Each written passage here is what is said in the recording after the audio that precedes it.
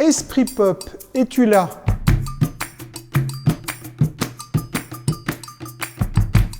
Quand on parle de pop art, on parle de courant esthétique, d'idées.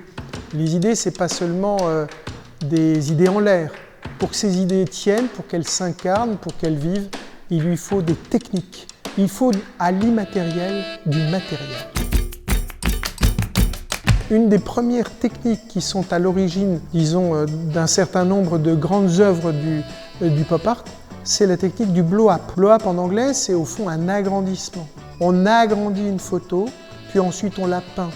C'est le principe des grands portraits de Warhol.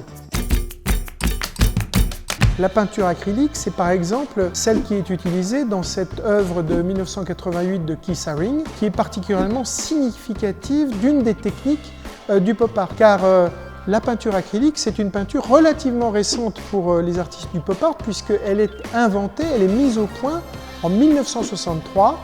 Pourquoi elle est intéressante? Parce qu'elle permet des aplats de couleurs franches, des couleurs plutôt flashy, une référence à l'univers publicitaire et commercial qui est au fond le fond de commerce du pop art. Le pop art, c'est aussi ça, c'est-à-dire cette œuvre de Roy Lichtenstein qu'on reconnaît très naturellement avec l'utilisation de ces trames de point Bendet, ce qu'on appelle les trames de point Bendet, qui sont la marque d'une industrialisation de la reproduction de l'image. C'est un procédé d'impression qui a été mis au point à la fin du 19e siècle et qui va servir à la presse. Et c'est ainsi, à travers la citation de ce procédé dans les œuvres de Lichtenstein, que le pop raconte et dit que nous sommes dans un univers d'images industrielles.